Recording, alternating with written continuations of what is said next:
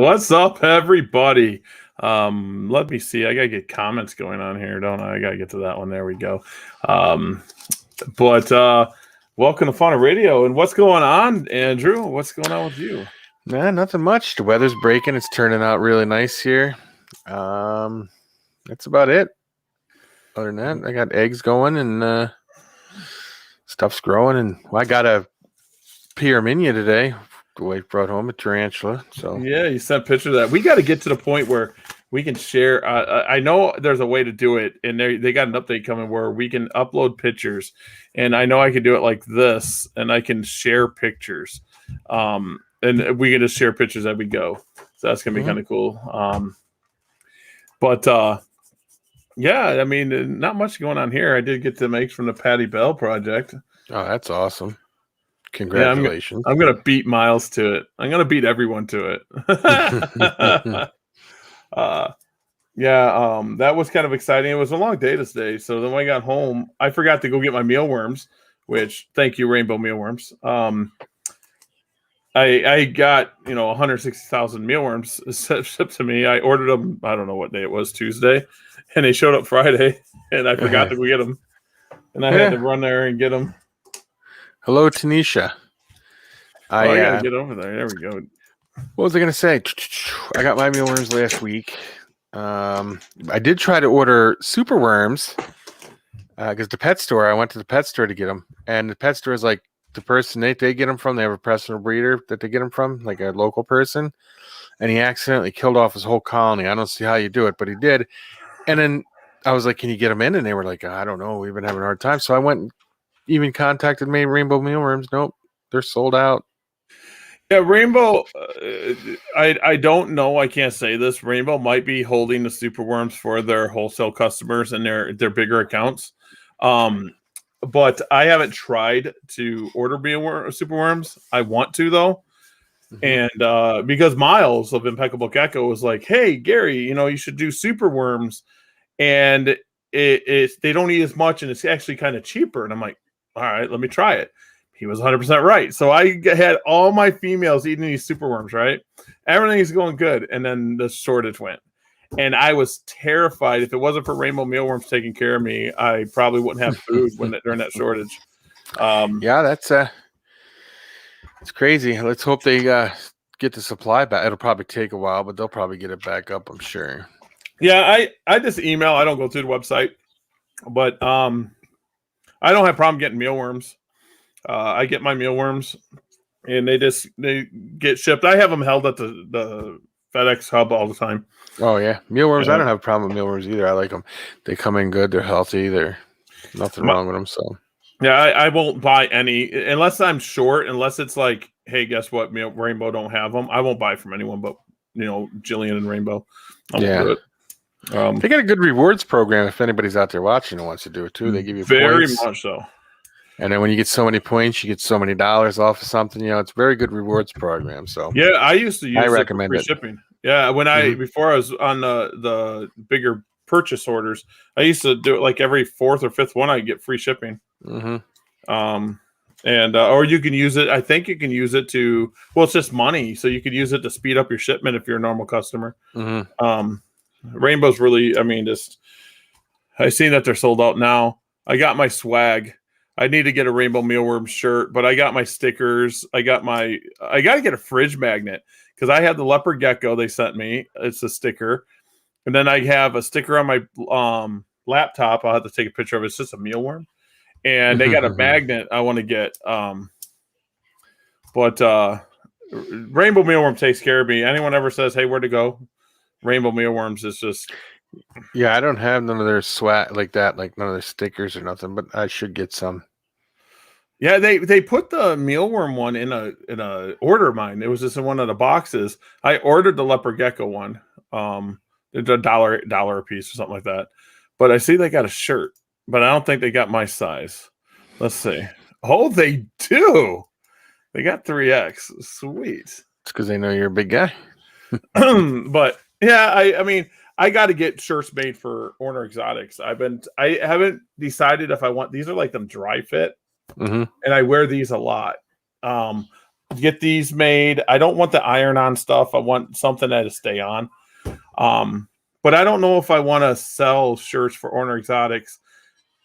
I know this sounds weird, but I'm thinking about if we just get a stack of shirts, and if you order so much from me, you get a shirt. Yeah. Um, I was thinking the same thing, but here's the deal with going down. Like, we have a lady here who embroiders shirts and stuff like that. yeah. A store right here. But I mean, like, Becky went and got a kid's onesie done for our grandson, and it was like $60 or something. I'm like, what? No. Yeah, when you get embroidered, I'm almost positive when you guys get embroidered, if you order a lot from a company and they can just put them through the machine, I think it's cheaper. I'm not totally sure. I just know them iron-ons don't last long. No. And I don't know. I'm picky. I'm thinking about getting hats. Oh, Mr. J's on. Hey, Tanisha's on. I seen that too. There Justin, how are you doing, sir? And I just got to get things going. I mean, I've been having to tell people I can't reply to everything because right now is my busiest time of year. Like, oh, I don't know how I do it. Sometimes I wake up like, oh. Well, I've noticed that when if I text you, it takes you a little bit to get back to me. That's only because I know you're very busy right now. Yeah, like I'll get up and I'll get over into the gecko room and I'll start doing what I got to do. And then I go to work. And then when I get home from work, literally I come in and say hi to my daughter, say hi to my wife, my granddaughter. And I'm like, downstairs I go. And then I check eggs. And then I'll come over. If I have eggs that hatched, I'll come and I'll make labels. I make labels something like this. This is what I do. Like this one here, I didn't use for some reason. I don't know why. I could have put something wrong on it. I don't know. And then I go and put the labels on right away so nothing gets messed up. I was looking at that label maker. I love my Dymo. I have the little handheld one, but it's not like that one. But yeah, no. Yeah, this one you can actually I can put this stuff anywhere. Like this logo, I can put anywhere. You can do it's a blank slate. And I guarantee there's more I can do with it that I'm not. Is it like a program on your computer and then it just prints them out? Oh, okay. And it's built for the printer I got. I could have got the wider one and it would have done labels too. I just got one that take up to like a 2-inch tape, and these are 1-inch. Yeah. And I just bought it for labeling. And then I bought 50 rolls of it like this that they say don't order from anyone but Dymo. But Dymo, one roll is like $6. I got 20 rolls for like $12. But it's a second hand and it works just fine. So I did follow the link that you gave me, but I don't think you sent me a link for the it's on my Amazon. I'll just send it on over. But I've been doing a lot of cool stuff. I'm trying to get it for the show. I'm trying here's another camera. I'm gonna take this apart and I'm gonna put a wireless receiver on it to send it Bluetooth to my computer. And then I'm gonna put this camera inside of a tank. That's what I'm gonna do. I just gotta make it smaller because all this is all fluff. All this fluff, yeah. So I bought that for that. What else did I do? I went out and got a new GoPro. I'm going to do some more videos. I got more videos coming out. It's not the first one. The only one that's coming, that one I did. I got 2 GoPros up here that I got to, well, they're my kids', but I can use them. Yeah. GoPro I found is good for that wide angle. But the one I just got, I can make it look normal. I can make it look like a normal thing, I guess. But I bought it because I want to take a video of the caiman eating underwater and our turtle. We have a diamondback terrapin that eats. Yeah, I never thought about doing a video of the turtle eating. I did one of the fish eating, my discus fish and discus breeding. I used to drop the camera in when they'd be breeding or something. They're up on my page. Yeah. But yeah, no, I never thought of putting it in there and filming it, the turtle eating. Well, I overcomplicate things, and I talked to some friends, Wally being one of them, and I overcomplicate things. I want it to be the best of the best. That's why I was recording tons of stuff, and I was like, oh, it's not good enough. I'm not going to do it. So now I simplified it. I'm going to do a video of just a turtle eating. We're going to figure that out. And I did one of just record keeping, and I'm going to do one of how to sex a gecko. I'm going to show people how to loop sex a gecko, which I don't recommend if you don't know what you're doing, if you haven't done it, but you can actually loop geckos, take a loop and look, and you can see kind of through their skin a little bit. Yep, you can do that if you know what you're looking for. It's not 100% accurate if you mess up, just like anything else, but you can do it. I'm going to show people what are cool things, how to set up an egg. I'm going to do an episode just how to set up eggs. I'm not going to overcomplicate it, just how to set up an egg.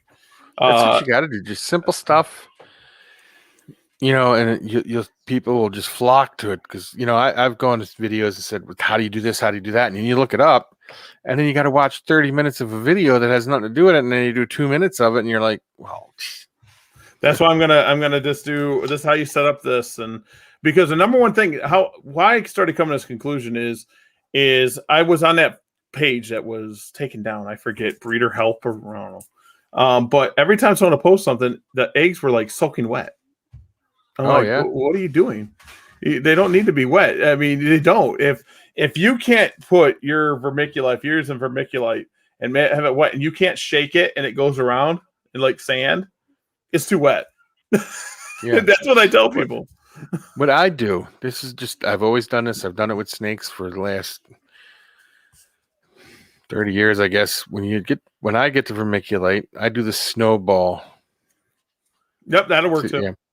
And then you make a snowball out of it, and then you hold it up, and if the snowball stays together, it's perfect. But you shouldn't be able to squeeze water out of it. Nope. And then when you put it in the container, it'll shake a little bit, Yep, you just ruffle back up. People always ask me why my eggs look so dry, and I'm like, they're supposed to be. Yeah, they're not supposed to be wet. They're not supposed to be soaking wet. You can kill an egg by it being too wet. And then water. Then like the cave geckos, I'm having trouble. I'm gonna keep them at 79. I want to keep them a little cooler than that, but we're okay because the room that this is in, my room I'm in, is 68 degrees. So I'm like, that's a little too cold. So do I set up an incubator in here and keep them at the 75 degrees? Or do I just put them on a shelf in my gecko room, like lower on the floor where it's like 78 degrees? Because I can't find anywhere that's lower than 78 degrees in my gecko room. I can't find it. Because the whole room's heated. Now, with your cave geckos, how large do you plan to get into that? Is that something you want to talk about? Or no? I got some emails out there. I'm looking to get some more species. There's 24 cave gecko species. I want to build a small group of as many as I can get, and this is why. Wally kind of turned me on this when he said turns a lot of people onto things. He's pretty cool that way. He posted the cave geckos, and Paige, a friend of mine, traded me a gravid pair of cave geckos for a group of leopard geckos, and she laid eggs within 2-3 weeks, 2 weeks of me getting her. But Wally's always saying crested geckos are one of the better pets because they can be held and they don't need heat. Well, guess what? Neither do cave geckos. So no, they're like the crested gecko of the leopard gecko family. Exactly. You can get nice colors. There's no morphs that I know of. Don't quote me on that. There's no morphs in the cave geckos I could see, but there's different species that look different. So I'm working on getting some more groups. They can be pricey for what they are. Like the Japanese cave geckos, I think I've seen one for $1,100. Holy cow. But most of the time, $100-$150. So I'm looking to add to the cave geckos. If that does go through, I'm going to put the cave geckos in the room I'm in here now and heat the rack just up to about 72 to 74 degrees on the hot spot. I can't heat this room because of the alligator lizards. Yeah. I can't. I don't. They're the weirdest species still. Heat them up, they go lethargic, like they're dying. Cool them down to nothing. They run around. She's running around right now. The female, I think she's going to be having babies here soon. She's digging. She's burrowing. The male stays up and around. I don't know. So the cave geckos is something I want to get into. I don't know how many I'm going to produce or nothing like that, but because they're hard to find. That's another thing. They're hard to find. I put up a post on the cave gecko forum, and I got some people was like, I have one for sale. Shoot, I have one for sale. I'm like, well, I'd say that don't help me any. I need 10, man. 20. Yeah, let me get a group. And I don't see cave geckos at any of the shows that I. No, that's another good thing. Yeah. So not needing heat, and I'm not trying to compete with Wallace. I was going to say you're going to compete. No, I'm just saying is now I have something too that doesn't need heat that I can put on my table that I don't feel bad, even though crested geckos are something I breed too. But a lot of times I'm go to my wholesalers, to my pet stores. Because they'll ask, I need 4 crested gecko or whatever. Here you go. I'm waiting for you to say they're big enough. Yeah, I got babies. Everyone tells me to feed them protein at first and they'll grow faster, but it's just they won't eat the mealworms all the time because they're so tiny. So they're not like what we got. So I feed them the gecko diet. Yeah, that's what I usually do too. At least that's what I used to do. The ones I got now, that's what I do. I just picked up the pinstripe one the other day, so that's cool. And they tear up the gecko diet. They tear it up. Yep.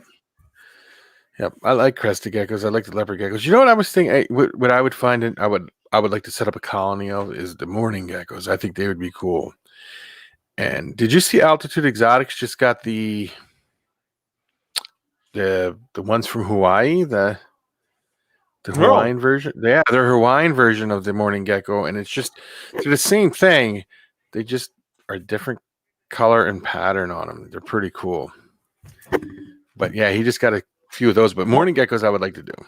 Mourning geckos, the only reason I haven't done them is the babies are so tiny. And I'm like, great, they would get out or whatever, I'm like, they're dinky. But I mean, they do breed. And I know they sell. There's a person at the shows around us that has them, and he sells out every time he brings them. Wow. They go for like $30. Yeah, $30-$40 he sells them. I know Miles bought 3 or 4 and he brought them over, and I'm like, dude, they're getting out. That's all I said to him, like, dude, they're getting out of the cage. I don't care what you say. Now, the Altitude Exotics, what's his name? Brian? I think that's his name. I don't remember. When he does his mourning geckos, he has that container that he has them all in.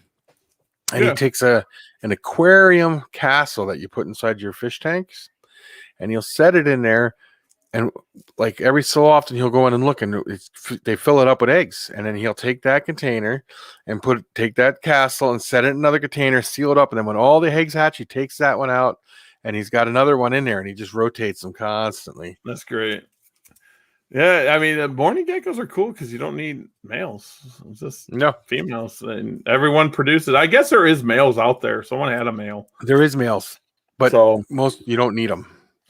Not that I don't know. Maybe does the male even do anything if you have a male? I mean, I've never dealt with them.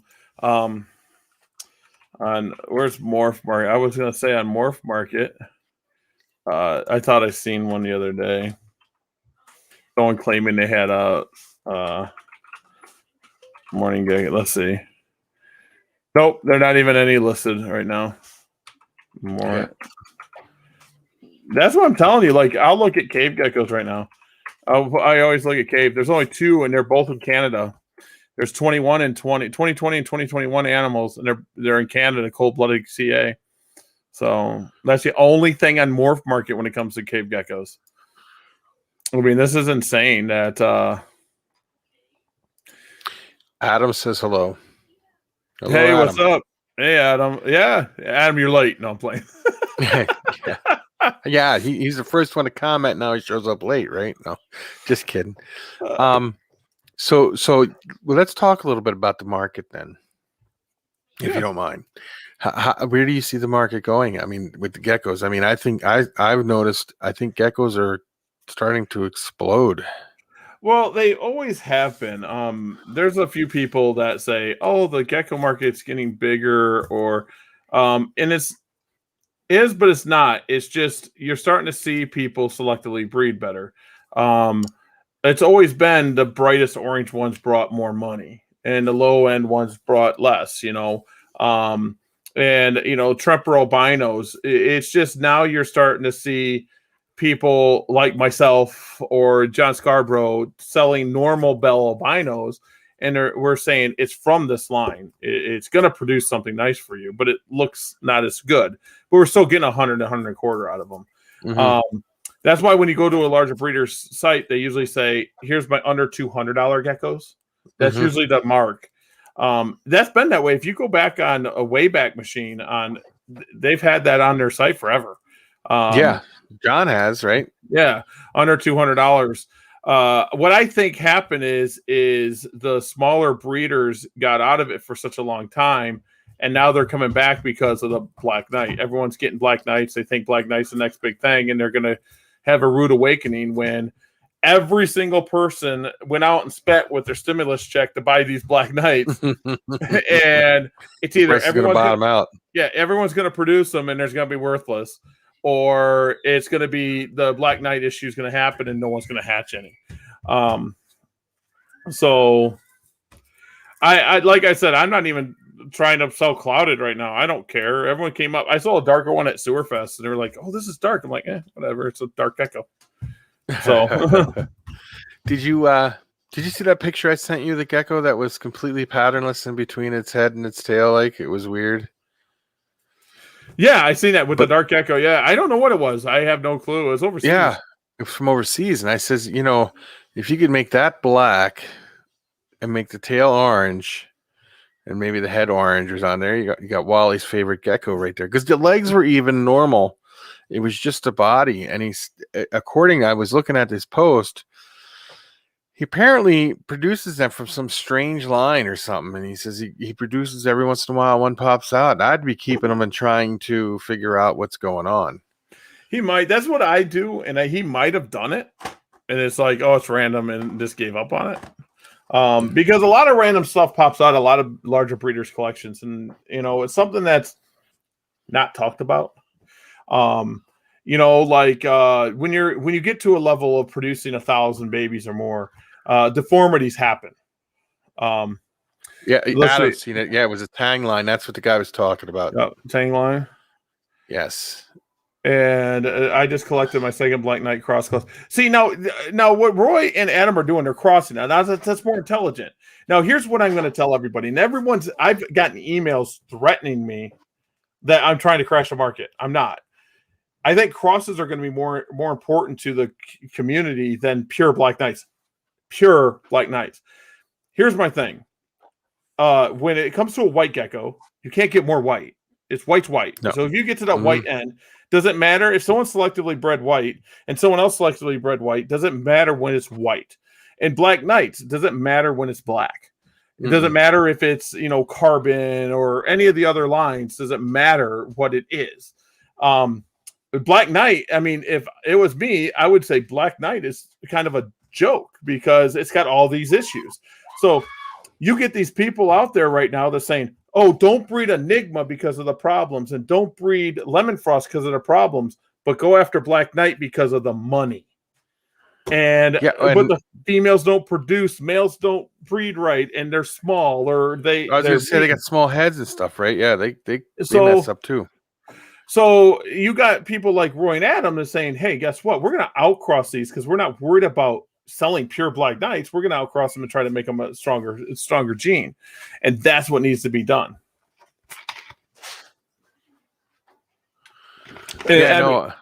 It's just the Black Knight craze. I'm looking at it like everyone's like, well, Gary, you don't have Black Knight. Well, I do.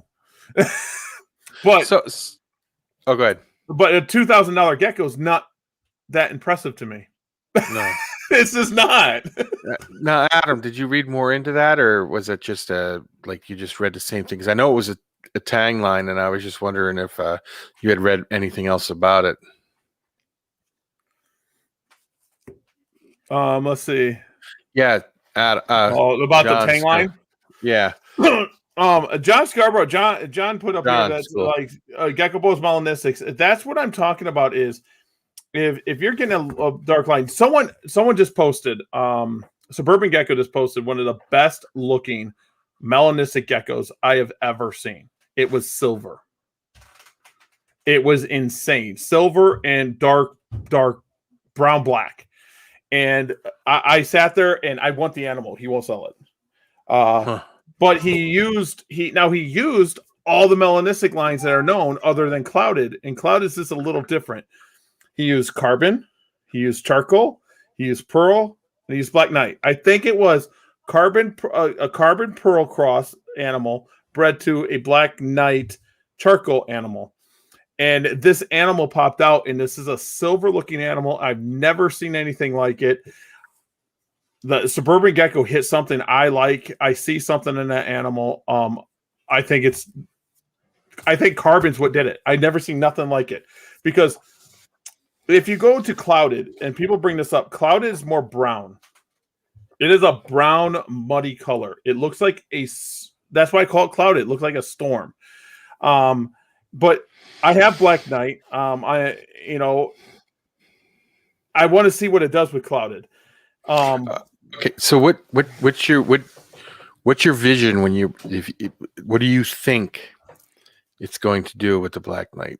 I mean, you got to have some kind of idea in your head of what you think it's going to do. I think it's just going to make a melanistic gecko.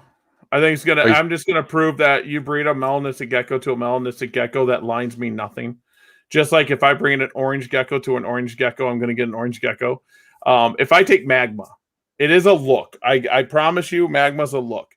But if I take a magma to an inferno, which is a different look, I'm still going to produce orange geckos.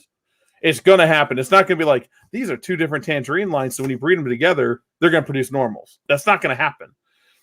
So, because they're both selectively bred. And that's something I'm trying to get into the gecko world again, is instead of line breeding and inbreeding, selective breeding.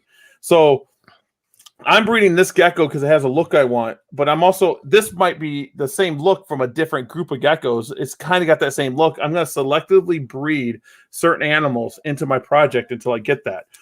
Mm-hmm.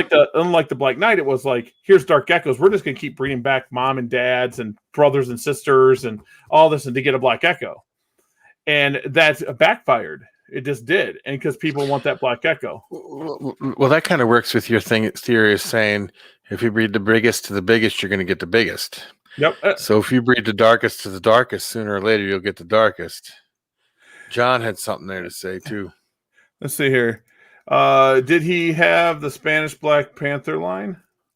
I don't know. In the Suburban Gecko, no. The Suburban Gecko one didn't have the Spanish Black. It was carbon, charcoal, pearl, and black knight. And this is why the big gecko to big gecko. I say this all the time. And when I started getting into geckos about 2006, that's when I started getting into it. The weight to breed a female was 35 grams. 100%. Yeah. I'm going to tell everyone out there right now, if the gecko only gets 35 to 40 grams, you can breed it. But it's a look. You got to look for that look. It's not weight. Everyone thinks it's just a weight. You got to make sure the gecko's filled out right and it looks right. You don't want to breed a 40-gram lengthy, skinny animal. No, but there's a look to it. Yeah. And the macularis that we were coming in, like the Turks don't get that big. Mm-mm. But back in the day it was 35 grams, and it went to 45 grams, and that was 55. Now I had someone tell me they don't breed females until 70. I'm like, good luck, because guess what? I mean, not many females will get there. You guys want? Oh, Adam brought up. Okay, Adam, I will. I don't know if Andrew knows about it. No, I was going to say, I don't know nothing about this, so I want to hear this. This will be interesting. Okay. The BAE, the blue amber eye was found to be head eclipse. Someone is breeding them. We can take that out. Oh, no giants. We can talk about that too. We'll talk about that too. No giants, all super giant. Now he's trying to say it's a recessive trait that you can't tell that a giant is, it's just a recessive trait that there's super giants. Now, or are we talking about Ron Tremper, or are we Yes, talking Ron about? Tremper. Okay. I do have some information I can't release yet that I've talked to some people about the giant gene. I don't want to release it until gecko history is published. But I still don't believe in the giant gene. I don't. Are there big geckos out there? 100%. I have 100-gram animals in the other room over there that are not giant, and they produce big babies. They're not giant. The other thing I want to talk about the giant gene is a lot of people are saying they got giant bell. That the giant came out of Tremper. Who cleaned it? I haven't. It just all of a sudden came out. But the other thing I want to talk about is the blue ember eye. Someone was breeding it and got typhoons. So here's my. Someone's gonna get mad at me. They're gonna get mad at me. But here's my thing. Blue amber eye came out of Eclipse. We know this. It's an eye trait. And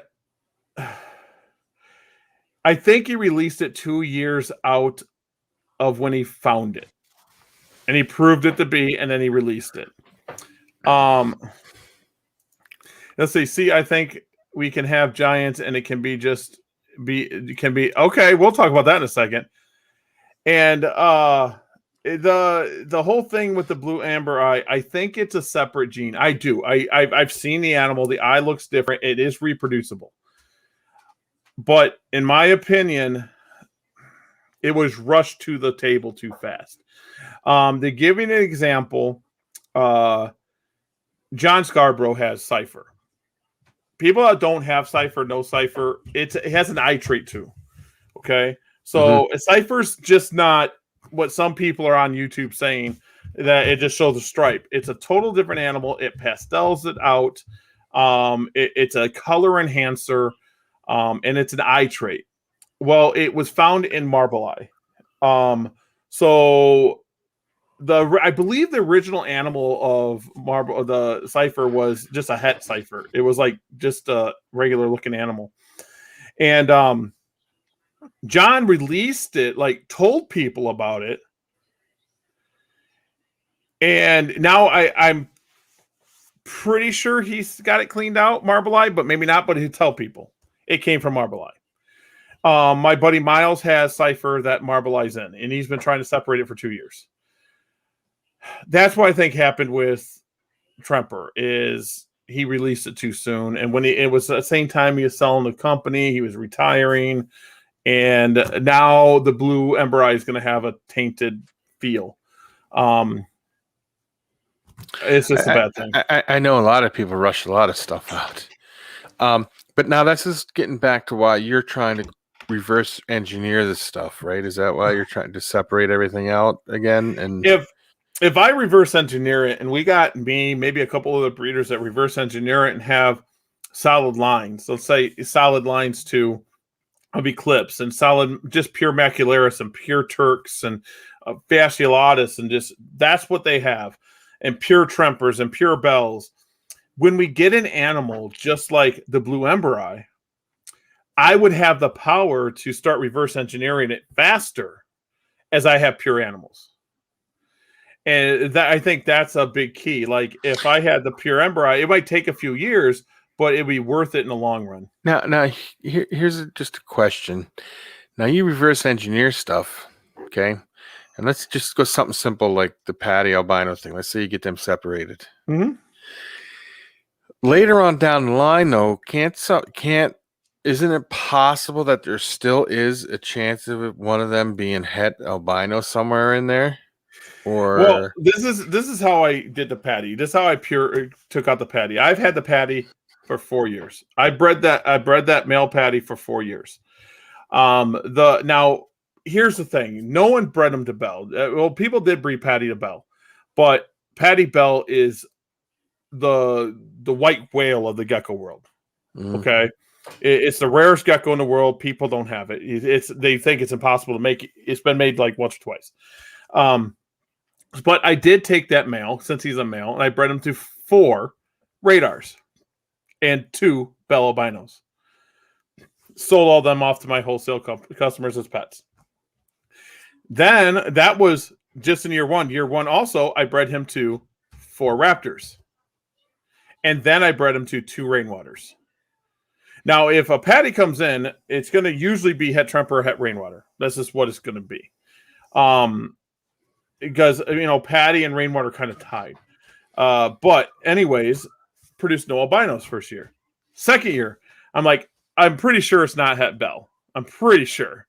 I produced 60-something animals and no albino. I'm pretty sure it's not this. The only thing, the tremper, because I produced another 60-something babies. The rainwater I had to do again anyway. So I went back and I bred it to 2 more rainwaters and I bred it to 6 more trempers. Nothing. Third year, I said, it's my turn to do this. I had pure females. I knew were pure females. They are hypo and tangerine. Okay. Mm-hmm. So I bred them to make my het patties. They came out all het patty. And I have them. They're grown up. They're breeding this year. And then I bred them also to a bunch of tremper albinos and patty trempers. Again, no albinos. So after 3 to 4 years of breeding something into recessive lines, you're going to get something. So my whole pure patty line is built off this one male. Okay. So now people are saying, well, you're going to inbreed a lot. That's not true. Yes, I'm going to inbreed this first year.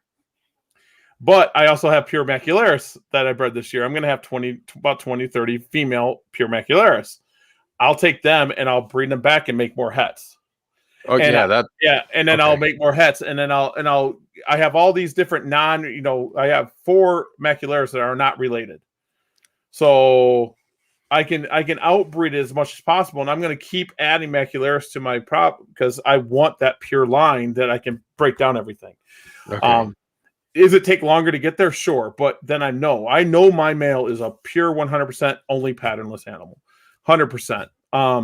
Because I bred it to the eclipse gene and I bred it, unless it's marble eye for some reason, which I doubt, then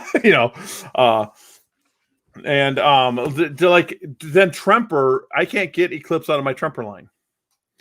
Now, the reason is I can't dedicate 100 animals to try to do this. So I always take a tremper possible head eclipse. I keep a couple of them back and I breed them back to raptor. And every year I get eclipses. Every year. I did it again this year. So my pure eclipse line is pure eclipse. I got pure eclipse now. I bred it for 3 years.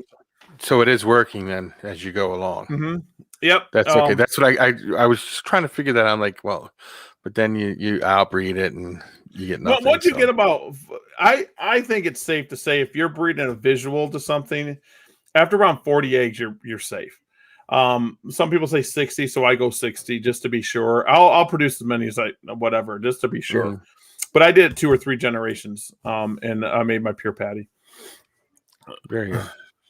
Well, let's see here. Giants are only in tremper.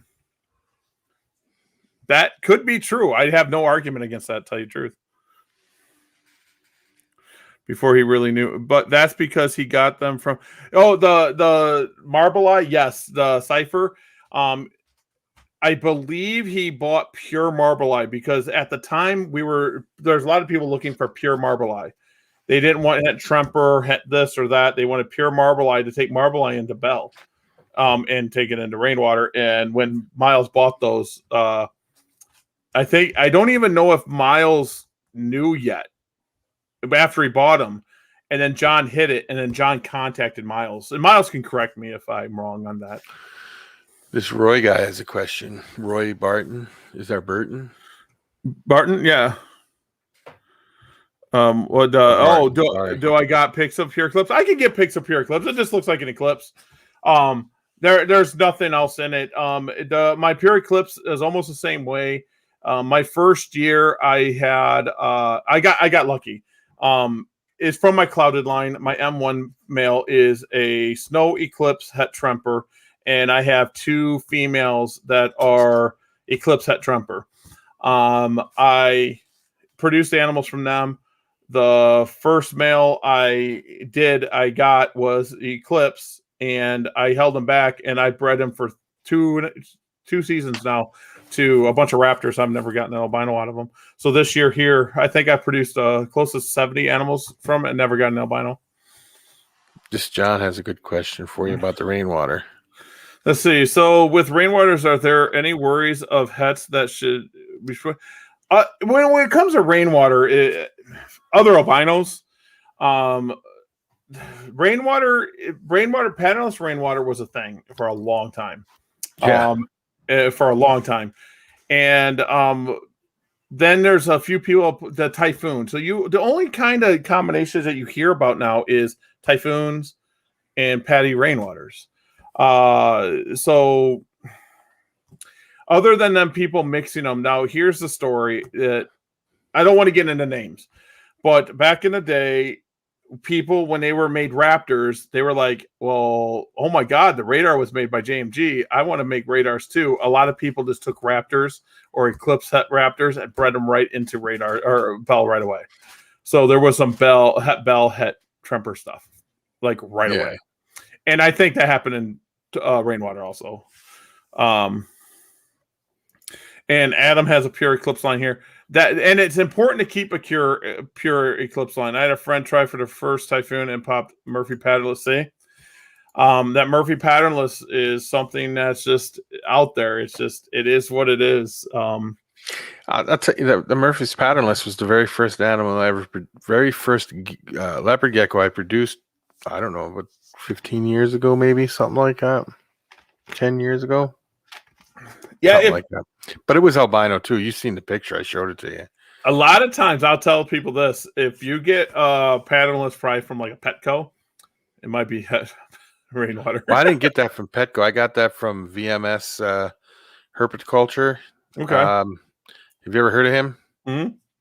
Yeah, he doesn't do any leopard geckos anymore. He used to, but now he does other stuff. So now here's the thing: is stuff might pop up in someone's collection, like myself, that I try to get the purest things in the world, but it does happen. But you'll never get like, oh, this is bell line. You're never going to get a tremper. You know, you won't get stuff like that. And then I was asked and actually argued about someone saying, well, red stripe might pop up in your line. Well, red stripe's a line bred trait. It's a selectively bred trait. It can pop up. Tangerine. I've bred non-tangerine animals and got tangerine before. So, and hypo's linked to everything. A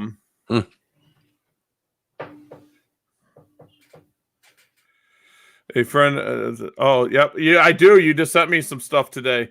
It is an amazing animal, to tell you the truth. So yeah, the gecko world is kind of weird, and people are gonna laugh at me. That's why I think Matt Baronic coming back to the gecko world is a good thing. He's a gecko genetic wizard, and he has morals. He reminds me of Justin Kabolka with the ball pythons. Like, he can look at something and know what it's going to produce. He has a vision. He's got that talent. His clown line's amazing. People don't understand when they're breeding clown and G projects and stuff like this. What they're producing is not what he envisioned. I'm gonna have to look at it again, Roy. I'm gonna have to look at it again, and let you know. I'll email you or message you after the show. Does anyone have non-hypo tanks? I have non-hypo tanks. My blood stuff, is bred to have pattern. Now, my tangerine trempers, they kind of hypo out, and my tangerine rainwaters kind of have banding. Yeah, I got that banding. I got a good picture of one here for you, as a matter of fact. Yeah, I have. Let's see if I can go on here and get rid of some of these. I have like 16. Oh, you guys are gonna see my crypto stuff if I do that. We don't want crypto stuff. Here's your the rainwater tangerine. Oh, I don't know how well it shows up on there. Oh, it doesn't show up because of the It doesn't green screen. because it's the green. The green is coming out of her. Let's see if I can find that one that like right here. Here is my blood stuff. I can share my screen. We do this. We gotta share screen. Share screen. We want this one. I have 3 screens, guys. So that one there is a good example of my bloodline of blood. That's beautiful. That's what I'm breeding for. This one actually sold at Sewerfest in a package deal. They got them. It's an amazing looking animal. That's a female there. So that's what I try to get when I'm going for my blood. I bred this to make this happen. When I got my original blood, it only has like 6 spots on them. So I'm working that blood back in, the patterning back in. Let's see if I can show all photos here. This is my female cave gecko to show people what the cave gecko is. Another beautiful animal. She's calm. The male runs all over, but so my cave gecko should look like that. This is a red stripe. I was actually showing somebody this animal here was actually at the show. This is a 2-year-old. I want to say 2019. Yeah, 2019 animal, I believe. Red stripe. This is a 66% het bell, and no one bought it. Let's see. Here is my bloodline from hatch. So you can see like that burnt orange coming in on the legs. I always say the best tangerines have black feet. So that one's going to have a lot of pattern. This is its brother. Its brother's not as hot. Exact sibling. They're same 2 eggs. It's going to look good. Now they're kind of grown up. These are kind of older pics. I should get some updated pics for you guys. Let's see if I can show you guys some other stuff real quick. This is a red stripe as a baby. That's beautiful too. Yeah, so people like, oh, they look good. This is when you sell them. I believe that's the red stripe that I just showed, that adult. Yeah. I believe. And now this shows you the clouded line, how it's like that brownish color. It's someone still a asked stunning animal. In the striping tail. I have an adult clouded in here somewhere. This shows a clouded albino. But I think that's a super raptor too. Tell you the truth. Here is rainwater stuff. That one is still here. This is the father to yours. These are the that's the father. So you're getting pattern and stuff. Let's see. Here's another clouded albino. You see that clouded overlook. Do you have a picture of an adult clouded albino or no? Yeah, I'm not an albino. Adult clouded albinos kind of look eh. I have an adult clouded in here somewhere. Here's an adult clouded laying eggs. See, now that's pretty dark. Yeah, that's where my clouded's at. My 4th generation stuff is a little darker than that. They hatch out like really dark. It's like opposite of Black Knight. Then they go through light stage forever, and then they do this. But now you can see where with this one, you can see where I was going with. I want to do sunstorms with clouded sunstorms, where the orange is popping in through the darkness. Well, look at the tail at the very beginning of the tail. The orange is coming through right there. Yep. She's thin because she's laying eggs. She's gravid here. You can see the bulge. She's gravid there. But let's see. This animal's kind of a really special animal, but that went to another breeder. I got more clouded in here. Here's clouded. It shows you the different. This is a super snow. Here's a clouded. Let's see. I don't know what the head of that is. I have no clue. I take pictures of head stuff all the time. Here's a cool little. He didn't know if he wanted to be banded or not. Let's see what else I got here. This is the original. Here's what I was looking for. That's the original. That's my founding blood male, and I got it to have pattern now. So still beautiful. Very beautiful. That's my founding male. Then let's see. This is old atomic. Oh, it's not going to show a big picture because it's a little picture. Here's a clouded. That's a clouded tangerine through her Do light all the stage. do all the clouded have that stripe on the tail, or is that Most of them have stripes. Yeah, most of it. That's how I pick them out. I've been picking out the darker ones. This one's going through a light stage. She's actually dark right now. She's given me, I don't know, 6 to 10 eggs this year so far. do any of the other melanistics have stripes on the tail? I don't know. The Black Knights that I purchased, no. Okay, I was Black just curious. I didn't know. Black Knights that I purchased, no. This one's not. That's just a snow there. That's just a regular size. That might be a gem snow. Nope, that's a max snow because it, no, wait, that is a 2020 animal. That there is the gem snow het radar. That's the 120 that I call him 120 because he's first one in 2020, and it's het gem. He's the father to the gem radar just hatched. Sweet. So that's pretty cool. I go back through. There's the gecko that everyone used to know that was stolen when I paid for it. Yeah, said that. Aggravating as hell, ain't it? Very much so. Here's M2. If everyone wants to know what M2 is, there's M2 line. That's the male. What is the M2? What is that exactly? Male number 2. Oh, okay. You male said number that last. 1 is clouded. Yep, male number 2. Yeah, when we talked about that last week, you said that, and I've had him since 2017. He was the second male that I purchased. John wants to know if you've crossed your clouded line to any other melanistic. I will be.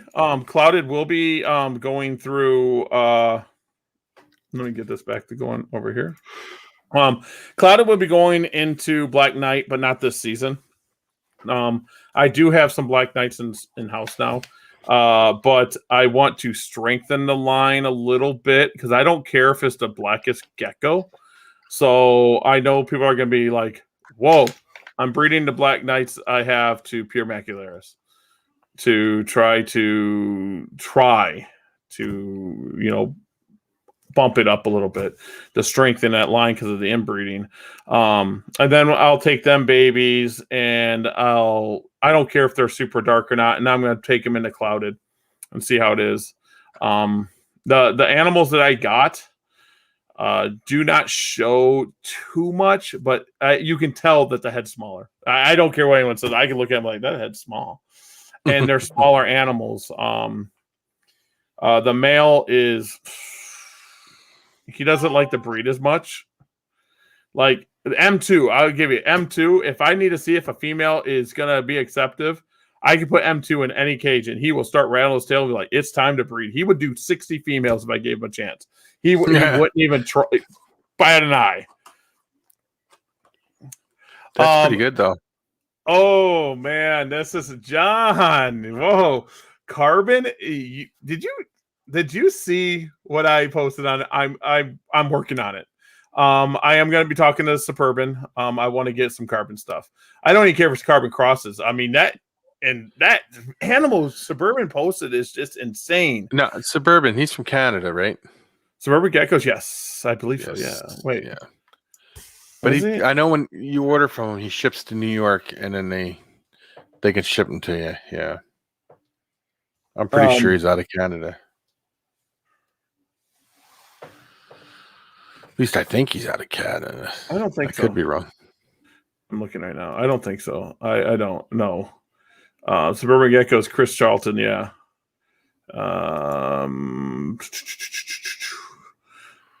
I honestly don't know where he's located at. That's what I'm thinking. Shoot, now I'm going to look dumb. I know his name's Chris. I think it is Canada, though, because when I was going to order from him before, he said it has to go. He ships it from there to his company he has in New York, and then from New York to everybody in the lower 48 or something like that. I think you're thinking of the urban gecko. That could be what I'm thinking of then. Yeah, you know what? I am thinking of urban. Because Suburban gecko. Yeah. Now I feel stupid. I'm thinking. Why am I thinking Nevada? I'm thinking Nevada, right. But I know Chris is in town in America somewhere. Yes, I know exactly what you're talking about. Now I was confused. I was thinking of urban instead of suburban.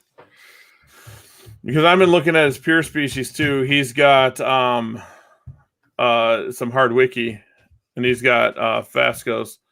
Yeah, I see Adam's even saying he's in state. I was confused. I was thinking of urban gecko and not suburban gecko.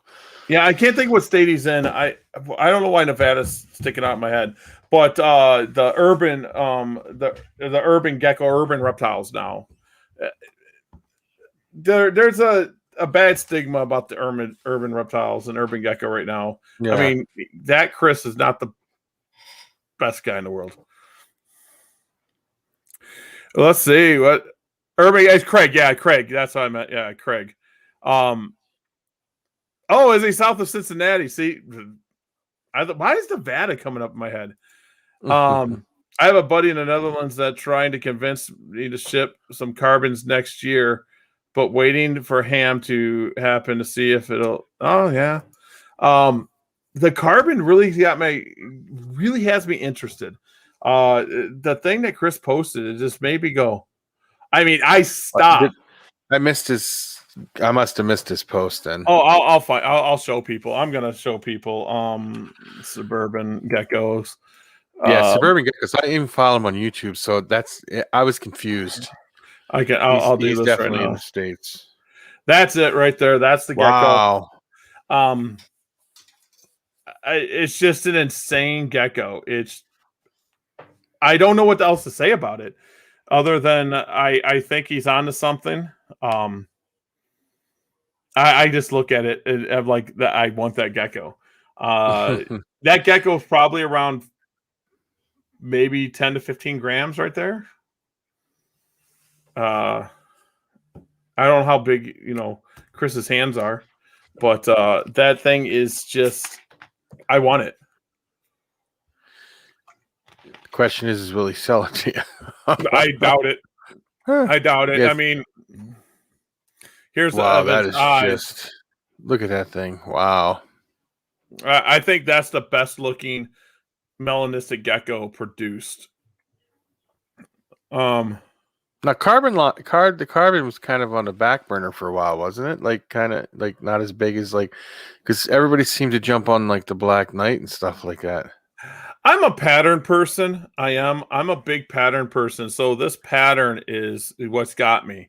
And I like the black and silver. It's not like a white. It's like, I mean, silver. It's just insane. Here's another little back pattern to it. It's the complete opposite of what a maculaire should be. I do like that.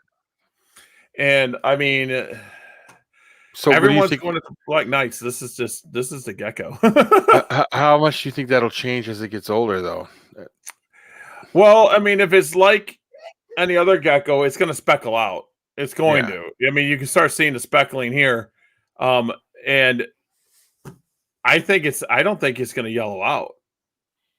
I just don't see it. Yeah, I don't either. I was going to say, now, if you bred two of them together, you can get a really dark animal. Do you think? I like the contrast, though. I hope he keeps on this little pattern and gets the contrast where it's, it has that silver gray in it. I just like that a lot better. I think his eyes really good for what he's doing.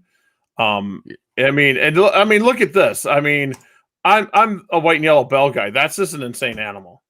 Wow. That's just an insane bell. When I say white and yellow bell, that's it right there.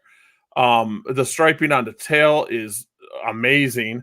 The double stripe down the sides of the gecko is amazing. The head pattern is popping. That animal is suburban gecko is on point with some stuff. I mean, look at these two babies here. I don't know what they are, but I'm wondering if this is some type of snow here or a vanilla line. I have David, a friend of mine, breeds. I forget what he was breeding. Maybe it was Black Knights, and it looked snowish. And he goes, "Oh no, it's from the vanilla." And I'm like, "Oh yeah." I mean, look at this. I mean, the guy is on point with what he's breeding right now. Them are insane, just insane animals that he's got. I don't have bells that look this good. There's no way I have bells that look beautiful. This good. My bells, I don't have a lot of tangerine bells in my line. This thing right here is just, Chris is on point with stuff. This is a white and yellow black bell. Oh my god. So everyone's going off about Black Knights, and I'm just going through one breeder that's showing other stuff. And that's what we should do in this show is pick out a breeder and just promo them. I mean, look at this, guys. I mean, here's a carbon. This is insane. He doesn't do much videos anymore, though. And then, I've been subscribed to his channel because I like the way he does his stuff, too, And I tell people, gecko breeders, it's hard because once you start producing, we're thinking about how to make the next big thing. Mm-hmm. And geckos, they take time. It's not like a ball python you can throw together. You got to keep feeding them. You got to, No, no, I got you. Look at that one. This is, I mean, he's just, I can't find a gecko that makes me go, I'll pass on it. I just don't. I don't see a gecko on this guy's page. This is, wow, look at that one. Look at this. So anyone that wants to go to Suburban Geckos and just give it a look. I mean, this thing's what insane. Is that one? What do you think that one is? This here? I'm not really. It's probably carbon, something carbon. It looks like a snow too. There it is from the outside. Look at how dark. Look at how black the black is on that. Unreal. It's insane. It's just. We should get him on the show one time. I'll give him my email. Let's see what he says. He should. If we can get him on, it'd be pretty cool. The video, I am going to tell you, Leonardo, I'm going to tell you this right now. We got a lot of more videos coming out. I'm going to do simple videos. It's going to be like, hey, this is what I do with eggs. Here's what I do. And I'm just going to show you. And then I'm going to do another one. It's going to be, this is how I pair. And instead of, I don't like causing drama, but instead of getting information from someone that's done it 1 or 2 years, you're going to get someone that's done it from 2006. And I mean, some people might look down on me for giving away some secrets, but guys, anyone can breed leopard geckos. Let's just be honest. And the past animal is hard wiki. Hard wiki. This is here is. I wanted to show whatchamacallit has an amazing animal here. This one here. This is what I wanted to show. I gotta share my screen again to show some people some gecko stuff. This here. Wow. Again, another stunning animal. I like the circles on the tail. I just he blows me away every time he posts something. He just does. He blows me away. So he's done some very selective breeding in his time. He's got an eye, and he's not one to take like huge credit. He just kind of posts it and lets it talk for itself. And that's what I like about him. He's just a all around good guy. His animals are amazing. So I got to stop looking at when I want to buy geckos. And that's another thing that goes on, especially with breeders, is we see our geckos every single day. So it's just like, oh yeah, it's the gecko. And then when you get someone else like at shows come up, whoa, that one's amazing. It kind of makes you feel good. It's like, okay, now I believe it. Like I was taking blood stuff to shows, and I'm like, it doesn't mean much to me. It didn't look good. It wasn't what I was looking for. And now I'm starting to hit it, but people are eating up blood stuff. So see, no, but now like I can go down and look at my stuff every day, and still I'm amazed every day. You could tell by the 10,000 pictures I send you every day. we should put these up. That's right. Adam sent me some pictures too. Now that I'm starting to share screens and stuff. This one here is actually I think it's gonna bold out. I think it's gonna bold out pretty good. That's gonna bold out. That's a beautiful animal. These stripes right here are going to turn into something nice, in my opinion. Then he sent me some more stuff. Let's see. There we go. Oh, they're nice too. What exactly are we looking at here then? That they got like look at the base of the tail. That's what I was looking at. This is what I look at. I'm like, oh, look at the base of the tail. How that little spotting pops up there. That little area. Um,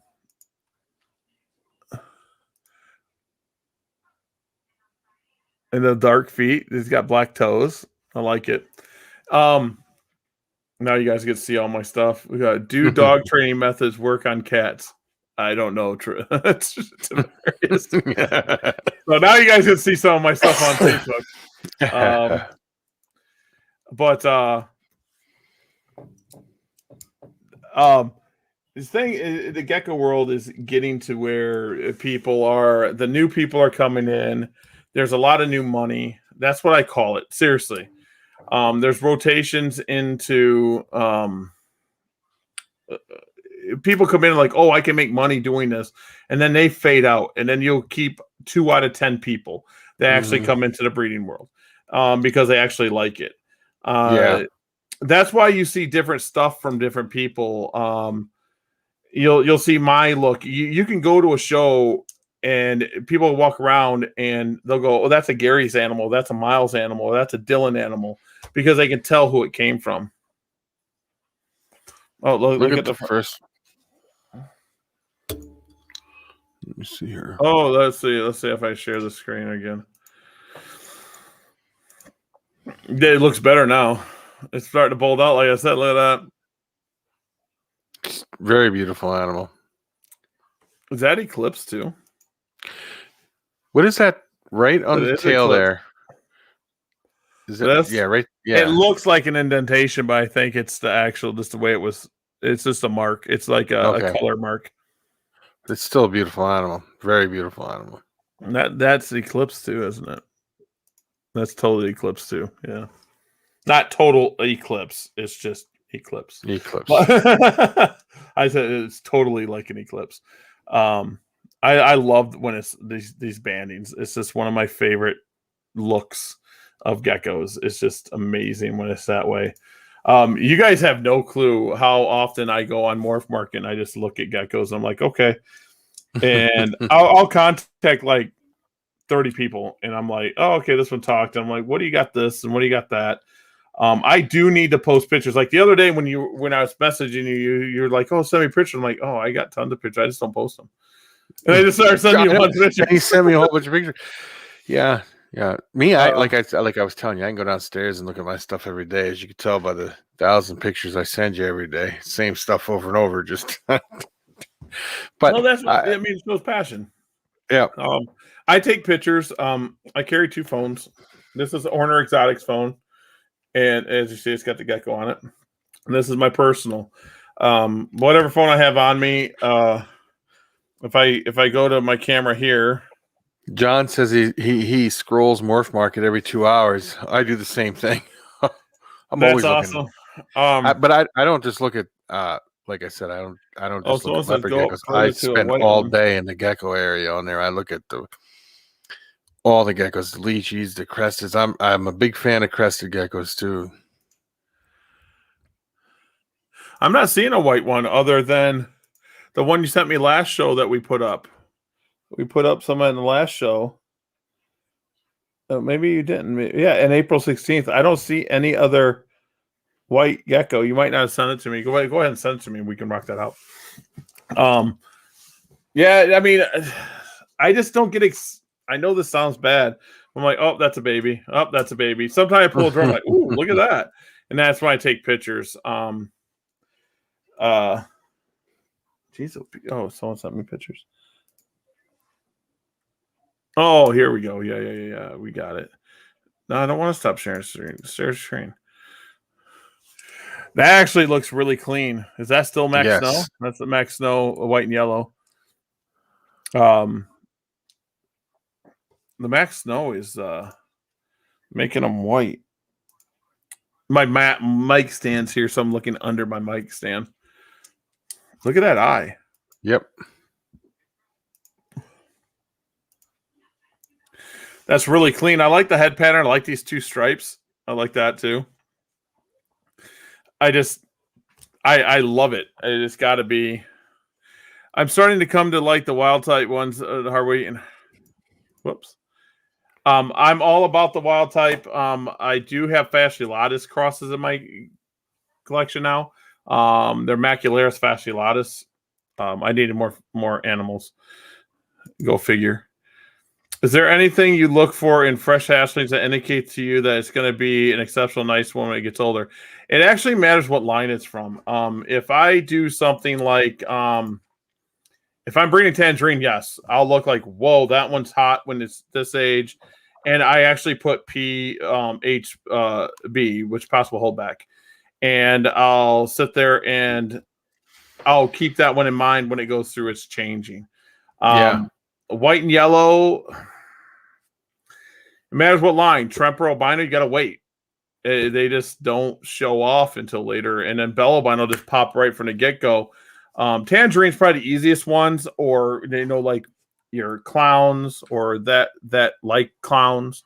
You can tell that pattern. And once you kind of start breeding for that project, you'll be able to see like these are the ones that look this way turn out the best. You'll start understanding your line that you're going for. So like, Infernos don't hatch out the, hottest in my experience with what my Infernos do. But my Bloods are at the point where it's like, like that's insane. And my M2s, I just call them M2s. And everyone's like, you got an M2 line. I'm like, no, it's just my male. Them with them tangerine striping on the side, I look for that. Just certain things. But I can usually tell at 15, 20 grams, so I'm going to hold back the animal. 15, 20 grams, I'm like, yep, that's held back.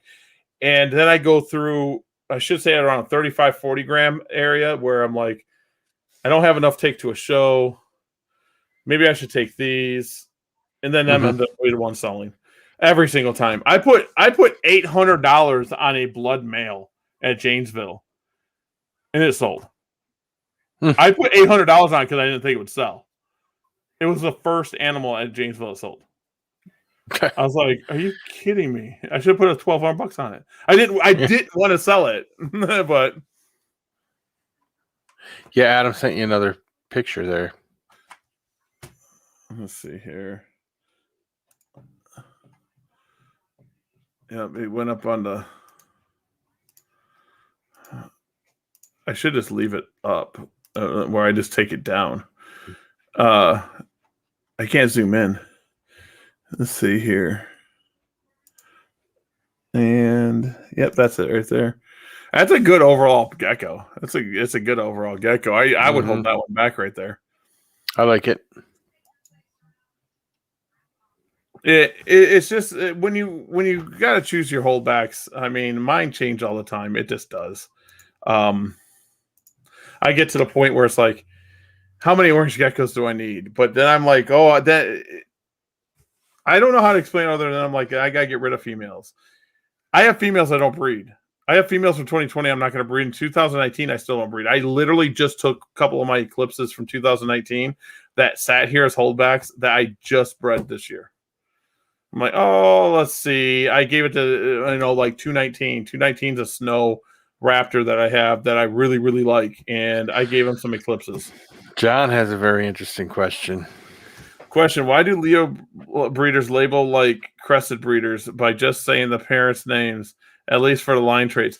It's just my way of keeping track. Like when I'm keeping track of stuff, I'll go, I label by males because I have less males, if that makes sense.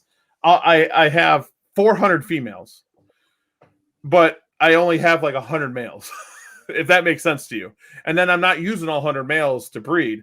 So it's easier when I'm talking to you guys. I can't go and sit there and say, like 1045 19 is my female for this, but I can say M7 is my bloodline, or M42 is one that I bring up a lot too. M42 or M42. That's a gem line that I use. Then 120 is a gem. So a lot of my stuff's lower because my males are the first 10 to 15. I keep 10 to 15 males back each year, and then they get labeled as that. So it's just easier to keep track because there's always more females than there are males, and it's just easier. Like the Patty line started with M8. And then once a breeder like myself rotates them males out, you'll start seeing that they'll be replaced with like whatever their ID system is. They'll be replaced new. Yeah. But that's why it's just easier to tell people. And if someone says, "Hey, I got an M12 animal," the parent was, I'm like, okay, it has to be one of these 10 females that this year. It's weird. Okay, let me ask you this then. This isn't specifically Leo related. In the next 5 years or so, what do you think the big gecko craze will be? Like, what do you think? Leopard geckos never go away. It's just a wave. It's just a wave. New people come in, then they go out. A few people stay in, and the new people come in. That's just what it does all the time. Crested geckos, same way. I personally feel that leopard geckos are easier to take care of than leopard geckos. I mean, leopard geckos are easier than crested geckos. That's just how I feel. And that's why I don't get into crested geckos, because I gotta mix their food, and then I gotta spoon it in. Then I gotta clean out that dish, or fungus grows. I don't deal with that. I don't deal with that with leopard geckos. I find crested geckos I love them. But I love the Leos too, though. And so now cave geckos remind me of crested geckos, but like leopard geckos. I don't have to, it's the same care without heat.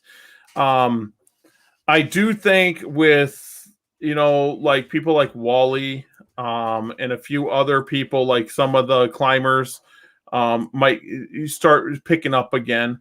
I don't think ever leaf-tailed geckos are going to get that popular as the big ones, because they're harder to take care of. You can scare them and they die. Like literally, you can scare them and they die. So I think it's just going to be the same, because nothing's getting imported. It's just going to be the same old, just different morphs and combos. And I think crested geckos have a good thing because they got the white lily, which is an issue, but then they got the new melanistic line. Melanistic line is looking pretty good. The clowns will probably, they're already making moves. I get people that mistake, like that animal I posted, that blood. They're like, that's a clown. And it's not. It's not even close to a clown, to tell you the truth. But clowns sell pretty good right now. Oh, there we go. He's got to be held back. That's awesome. I think cave geckos are going to be more popular. I do too. The problem is there's not many people breeding them. Yes, my cave geckos did lay. I have a pair of eggs sitting on the shelf, or bottom shelf of the gecko room. Right, I can't see in there. I thought I left the door open. No, what temperature do you incubate those eggs at? I'm keeping them, trying to keep them like 78. That they can incubate anywhere from 70 to 80 degrees. And I don't know if they're temp sex. I don't know, but you can't incubate them at 90. You can't do that. But she's already building her little nest box back up, so hopefully she continues on. But I think it's a little more wait time with cave geckos than it is leopard geckos, where it's like every 2 weeks. So we'll see. I'm excited about getting some baby cave geckos, and these cave geckos eat mealworms like there's no tomorrow. So that's good. You see now, that's the problem I see with fat-tailed geckos, because they won't eat mealworms after they become adults. Some people do get it, but it's very rare. Mostly, it's got to be crickets and stuff like that. I have a male here. He'll eat them if I hand feed him. So he gets roaches. If I hand feed him, he'll eat them. But if I put roaches, he might eat them if I put roaches in with them too. But he likes roaches. And so does my Cayman lizard. My Cayman lizard ate roaches the other day. That's cool. Yeah, he looked at it. He walked up, smelled it once, took it. Like, cool. I'm not gonna give it to him that often, but still cool. Now, how many fat tails do you have? Just one male and 4 females. That's it. Mm-hmm. That's all I got in fat tails. I seen one the other day. It was a albino tangerine fat tail. The price on that was like, I was like, what the heck? I had no idea. the gecko the person I look at for fat tails is Gecko Babies. Gecko Babies is probably I trust her because I've known her for a while. She's in VA. Her name's Jessica Smith. I think it's Jessica Smith, but her first name's Jessica. That's if I was going to go get high end morphs, that's probably where I would go. Is Jessica. She produces like the Oreos and the all those. I want to first breed them and see how I like it. I got this group. Well, I got the male from Paige. I got the 3 females from someone else. We'll see where it goes. I kind of dabble in stuff. I don't know if I've ever told you that. I'll get big groups of stuff, and I'm like, I'll produce them. Oh, I don't like this, and I'll sell off the whole group. And if I like them, then I buy more. I do it all the time. It's like I got fanfoots, and I love them. They're my buddies. I can never touch them. They're fast as I'll get out. But I have them, and I got peanut beetles off of Wally because when I breed them, they're not breedable right now.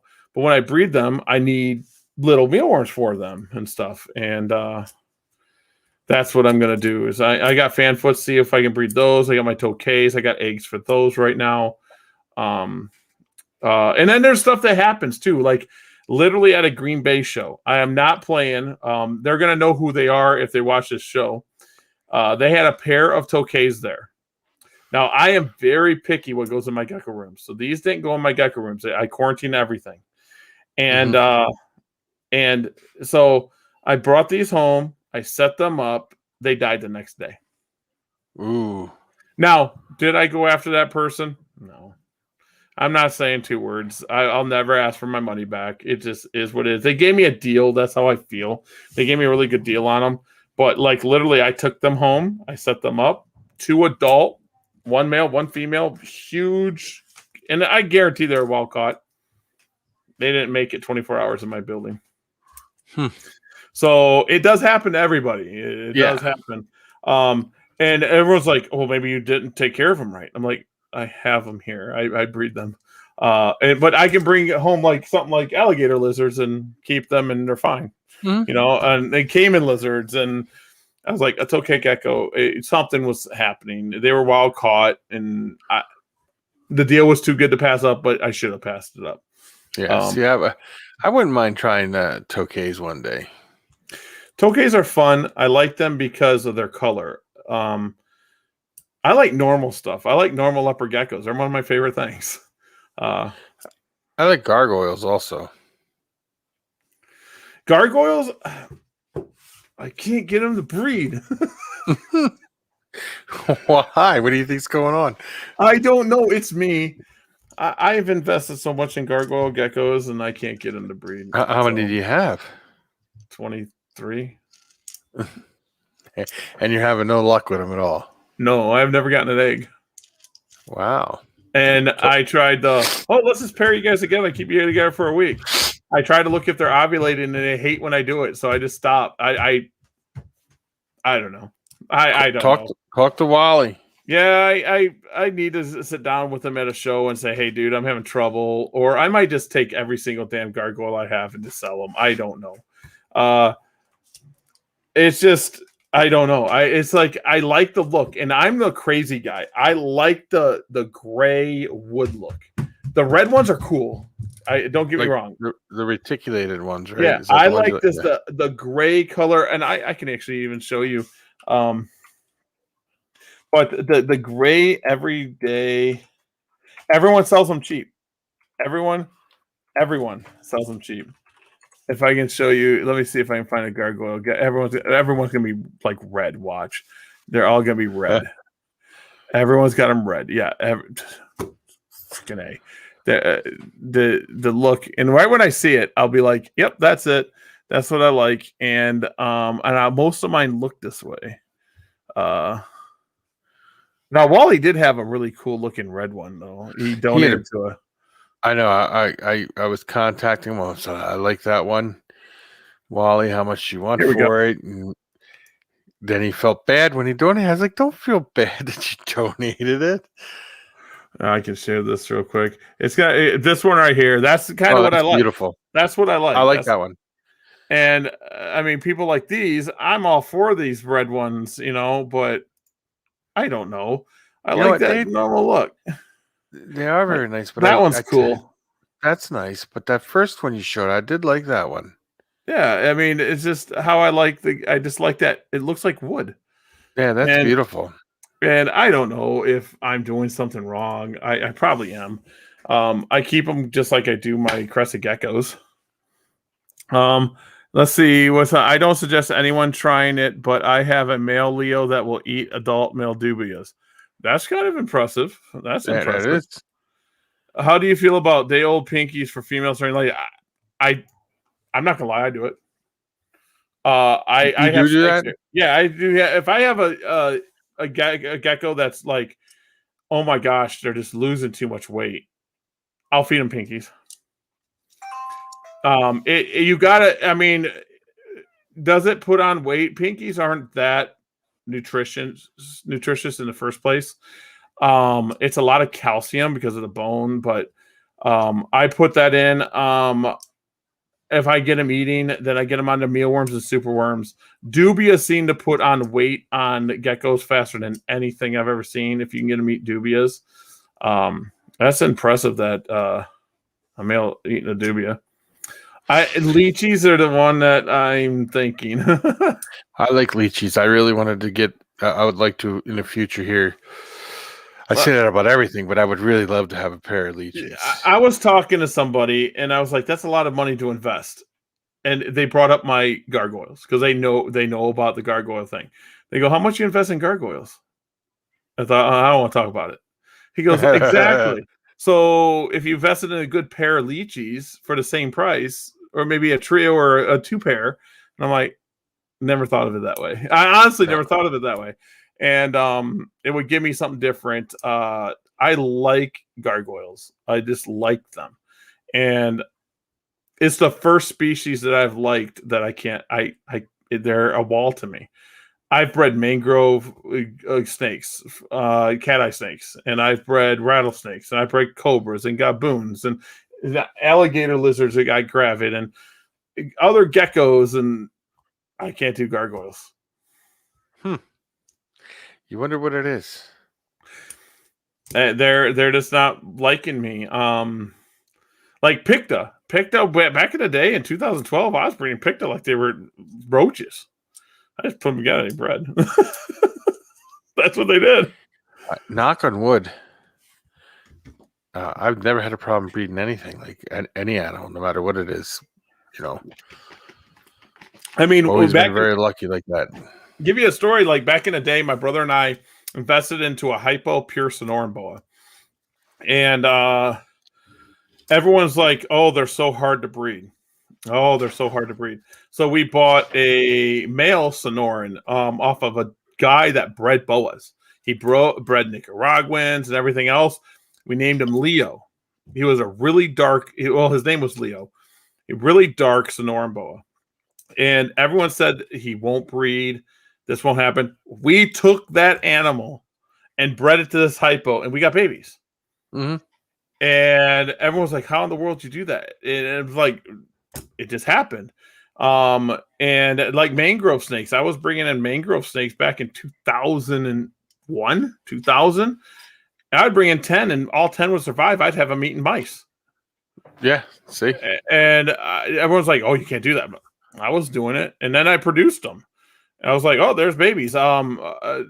Venomous snakes came natural to me. I was breeding pygmy rattlesnakes and the mangroves, they all boom slangs and Western Diamondbacks, which I shouldn't have been breeding them. They're so hard to find homes for. But it's fun though. Yeah, and I can't breed a gargoyle gecko if I tried. Looks like I do it more old school. Yeah, I mean that's how I am too. It's just I don't know. There's certain that the gargoyle's like my nemesis right now, and I want to breed them so bad. I do. And you keep them just like your cresteds, right? You don't have no problem with your cresteds. My crested geckos pop out eggs. Everyone goes, "How many crested eggs do you get from a female?" I'm like, they just keep laying. I don't know. Huh. I don't keep that good of records, like I do with leopard geckos. I literally just say it's this male, this pair, and then I usually wholesale them off. And everyone's like, "Oh, that's a harlequin." Okay, honestly, that's what I do. I don't mean to be mean about it. Okay, cool. Send me a video. There's so much, and then the other, what's the other species that I was looking at? Oh, we're getting into tortoises. My wife likes tortoises, so I'm looking to get some redfoots, some yellowfoots, stuff like that. Smaller stuff, right? Yeah. I'm not doing. I won't. I will admit, about 3 years ago, I was selling sulcatas. I have a friend out west that breeds sulcatas. I get them for dirt cheap. I won't tell you guys the price, but I get them dirt cheap. So I was taking them to shows. I shouldn't have been. I sold probably 100 of them, and I was like, "There's no way everyone's got a place for this big 200-pound animal, 150-pound animal." So I stopped doing it. I stopped selling it. It was a wrong decision for me to do that. I mean, I brought in like 100 of them, like at one time, and I was selling them at shows for like $60. So I was cheaper than everybody else. And people there was people going, "I want 2." I had to refuse sales. I'm like, "You don't want 2 sulcatas. You know how big this is going to get," and yeah. Have you ever thought of Egyptian tortoises? No, I have not looked at those. I looked at the Russians. I do know the stars. We've been looking at. There's a few other species that we're looking at, but I don't know. Redfoots seem like to be the entry level. I think they only do like 4 to 7 eggs, so it's manageable. I know that the Egyptians stay small. They're like the size of a softball. I'm gonna have to look at that too, because I want to stay small. I want to be able to where you can put them in an enclosure if you need to. Yeah, no, that's what they keep them in. Well, I'll find a video of a guy who does them, and I'll send it to you so you can see how big they are. Breeding pairs, they're small. Yeah. My wife wants stars. She wants a lot of different stars, and them are 700 as babies, but tortoises take a long time to get to breeding age. So I'm buying adults, and star adults cannot be found. You can find year-old ones, but 2-year-old ones. But I did find a person that had some redfoot tortoises pairs. It cost like $700 for the pair. So we'll see. They have Moorish geckos? No, I've never had those. No. So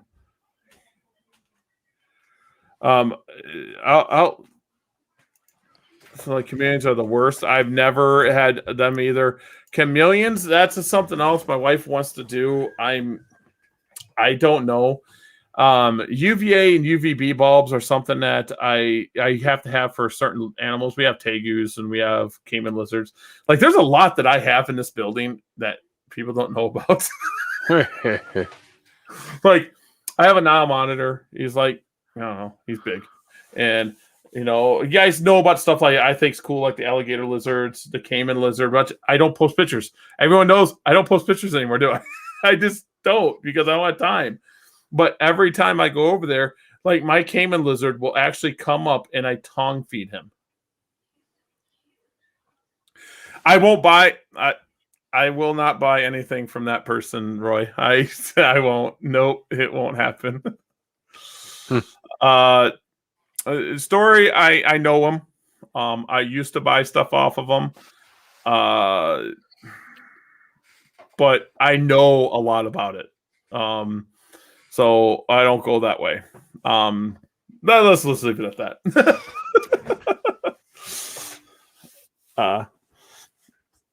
I don't like talking bad about a lot of people, but no, there's no point. Yeah, it's just there's certain people to get me to buy a wild caught animal now. It has to be either rare or it cannot be gotten captive bred. Like my caiman lizard. The caiman lizard is farm raised. It's a wild caught animal. All it means is someone fenced in a bunch of land and they go out and catch the babies, the eggs. The last time a caiman lizard was bred in captivity, it was by mistake. It was on accident. So, my buddy has one in a little south of me. He bought one. So hopefully we got a pair. If not, we'll figure it out. We'll try. But it takes a lot for me to bring wild caught in. I lost a lot in my satanics. I brought wild caught in. I lost a lot. That would be upsetting. Yeah, I mean, now I will say now there are stuff like my alligator lizards. I promise you, them are wild caught. They're the only animals in this room, the only ones. Then if we go down the list of stuff, some of my tokays were wild caught. Let's see if I can keep my caiman lizard. I have no clue about my Nile. I got him when he was 4 foot, probably. The sulcata wasn't. All my turtles aren't. I'm trying to go through my list. Everything else should be captive bred. It takes a lot. Yeah, he does get a lot of tortoises. I will cherry heads. We have a cherry head, Adam. That's what I just got. My friend Dan that owns Animal House pet store had a cherry head sitting there, and I gave him a bunch of leopard geckos for my wife.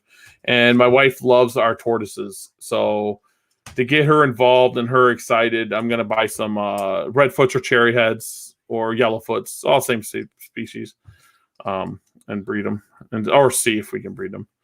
And we'll see what goes on there. And he does get a lot of different stuff. He does tortoises. He does. I will admit that he gets a lot of different stuff, but I know the same importers he does. So, oh man, what a day! I know.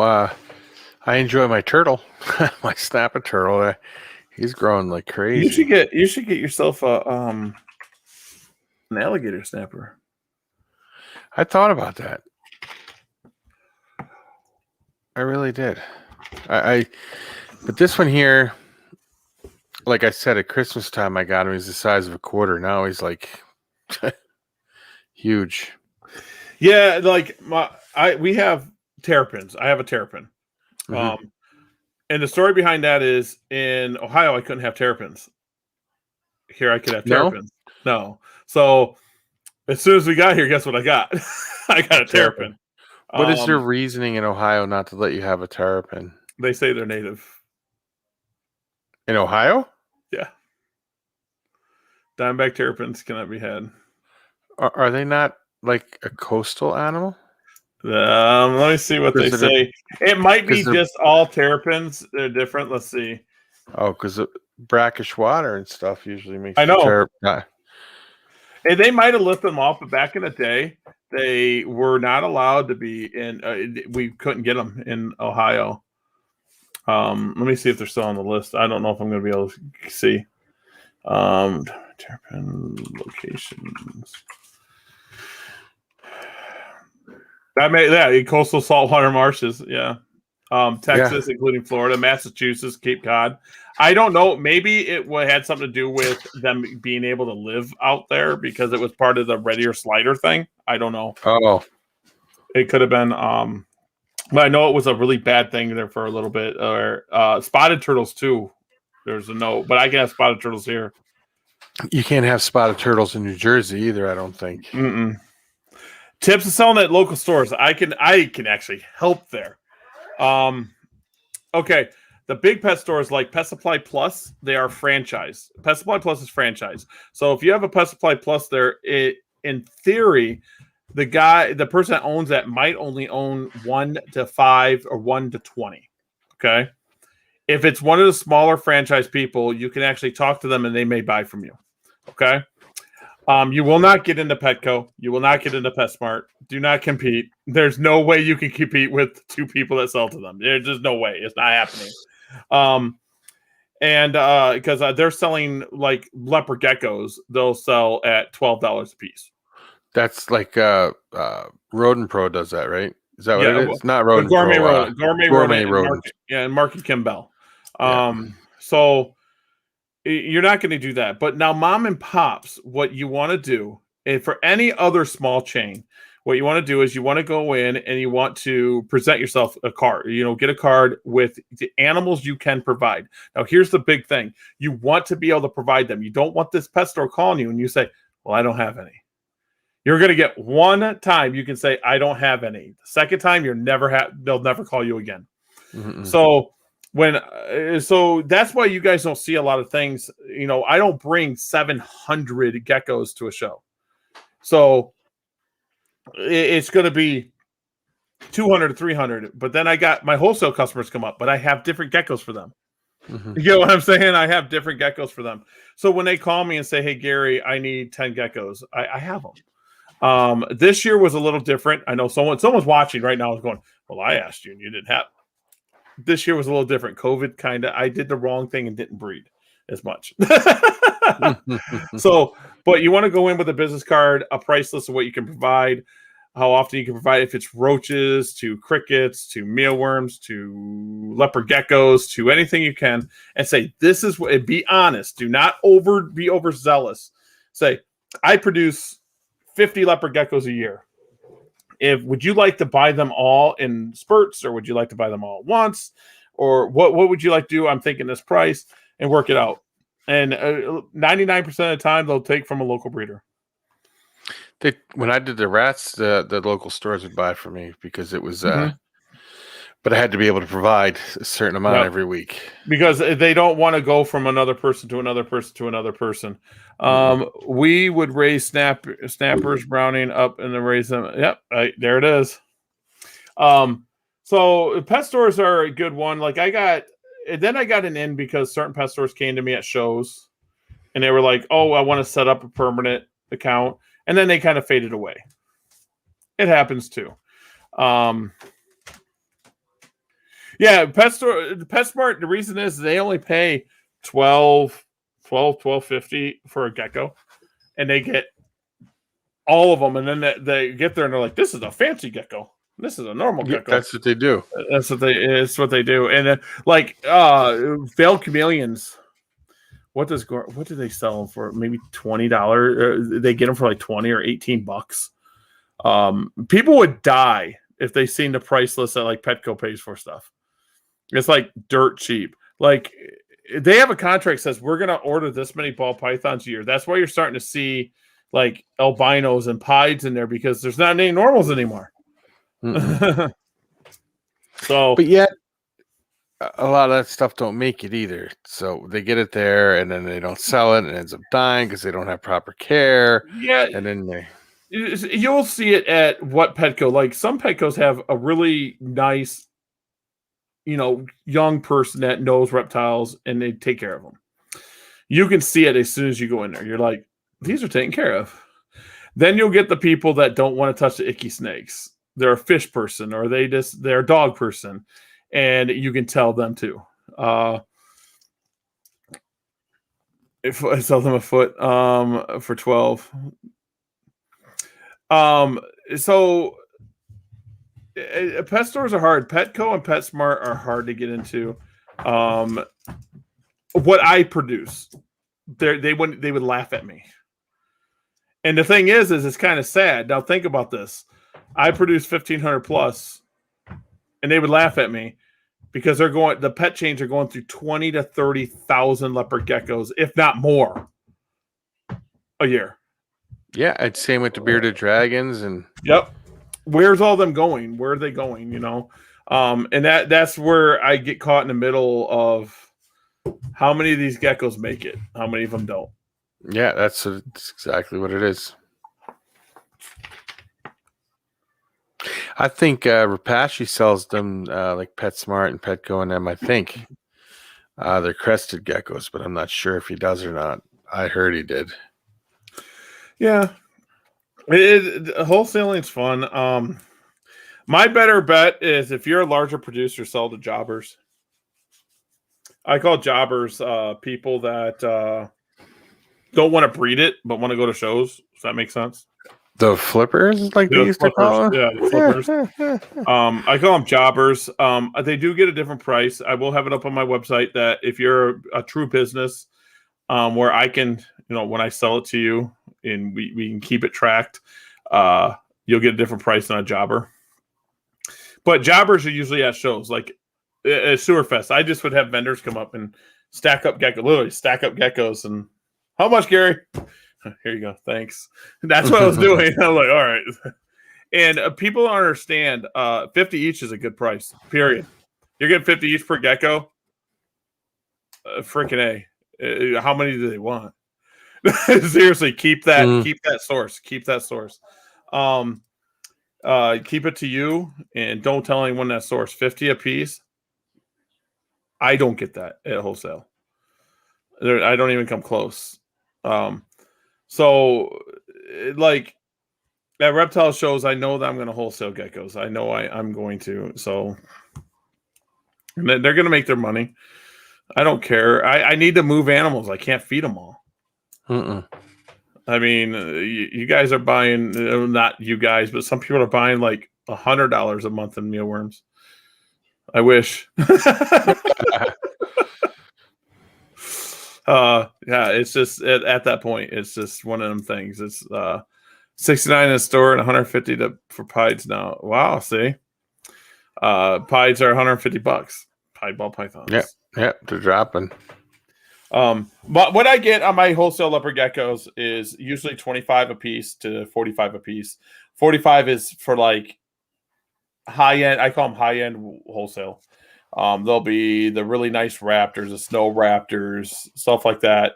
And then 25 a piece is usually like a 30-gram animal. The 50-gram animals is basic stuff like tremper head eclipses, bell head eclipses, eclipse head bell, or whatever. Just stuff I need to move that isn't moving.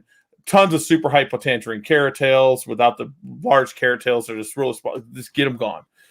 And I send them there, or my test animals. And test animals, if they don't want to know genetics, I sell the test animals $15 a piece, as long as you buy 20 or more. And I will not tell you genetics. And then if you want retired breeders, it's usually a pretty good deal too. Yeah. But again, price will reflect if you get to know them genetics or not. Sure. I'm sure that's pretty good though. That's a good way to do it though. This year I'm going to be moving geckos. I have to. Right now it's like in between. I don't have nothing to take to show, so I got 2 shows here in 2 weeks. And then I only think I got like, I don't know, maybe 150 geckos to take. So if I sell half at the one show, I'm going to be half another. Someone's mentioning me. Let's see what's up. Oh, actually, Gary, the mama is Gecko Boa's vanilla. Oh, he just posted it again. Oh, he corrected himself. Actual Gary, the mama is a Gecko Boa vanilla project, but but she is true Fasciolus Turk to cipher. Sorry, it took me. Oh, that's fine. Because my buddy Daniel just posted some really cool stuff. I'm always doing geckos, dude. It's hard not knowing what happened to your animals. It is. You don't understand when I move animals and people are like, I bought this off you. And I'm like, that's cool. Then I get some people come to me at shows and are like, oh, yeah, I sold it, but I want more. I'm like, what? You did what? But you want more? I'm like, what do I do, I am getting tired, bro. How about you? Yeah.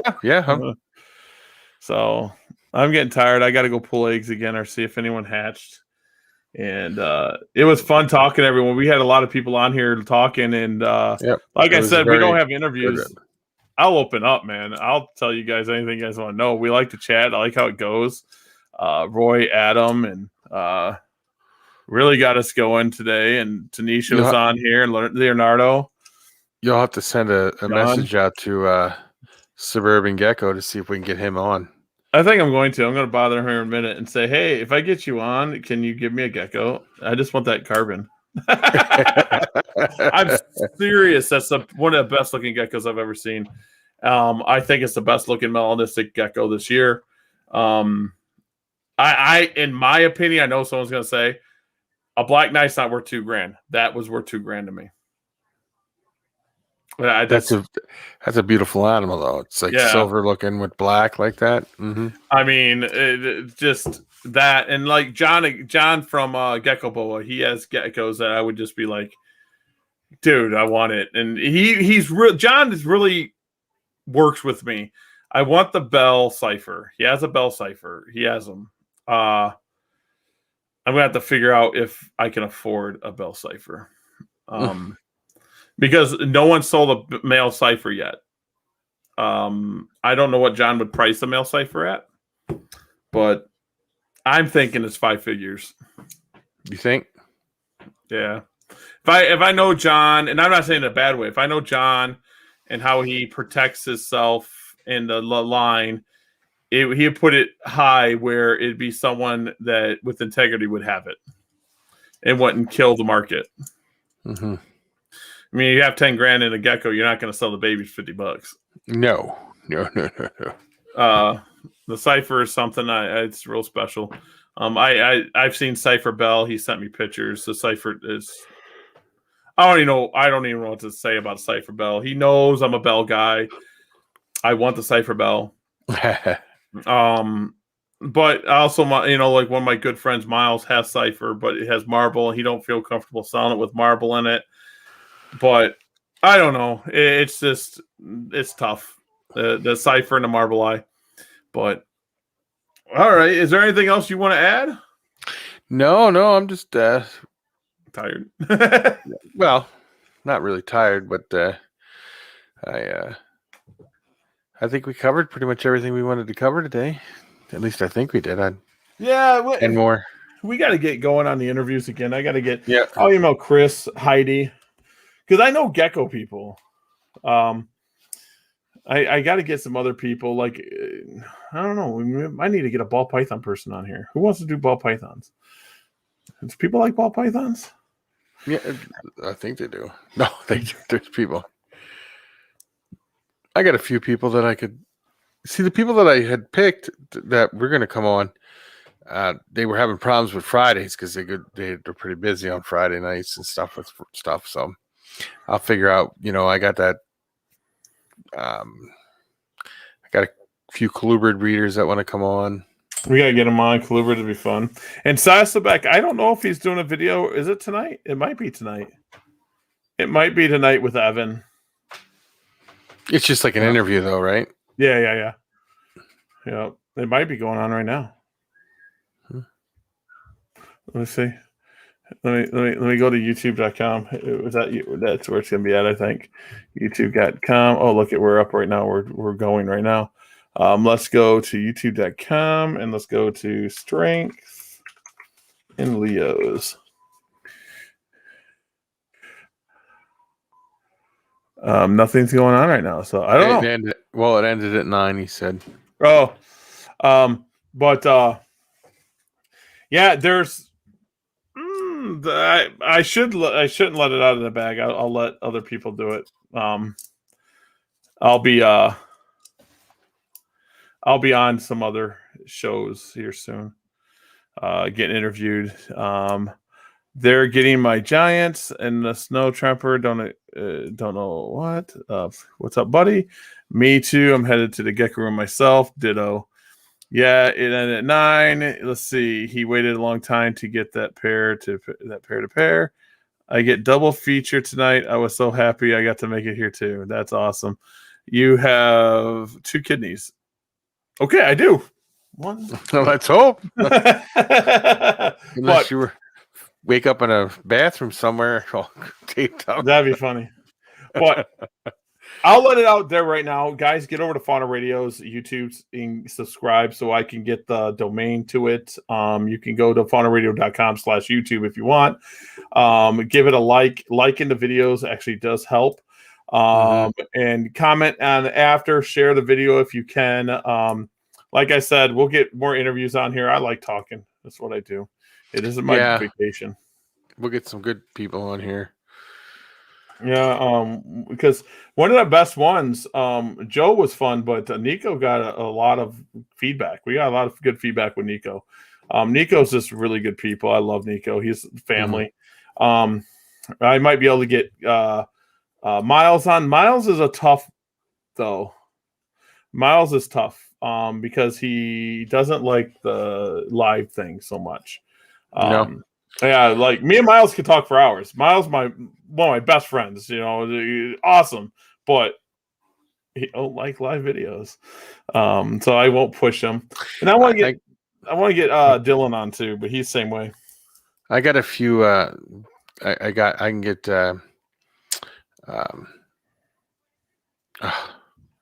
My guy about the Ninovirus on. Yeah, we need to do that too. Stephen Tillis is, I've been following that guy since he's a kid, 17 years old. And, when I questioned him the other day, I was like, I don't know if you can come on. He goes, I'll tell you what. He goes, I'm going to come on there. He goes, I'll come on there any day because he goes, ever since I was a kid, he goes, you're the only person I remember that's ever followed me for so long. So, yeah, I'll do anybody. We'll put anyone on. Like I said, and then when you guys are talking and interviewing, and I got a question, I'll throw it in. Or I'll be doing other stuff. Like when we're doing interviews, I'll be looking up stuff to ask. I'll be like, "Is that? Can we do that? Can we do that?" Yeah. So just all right. Yeah. So we don't got nothing else.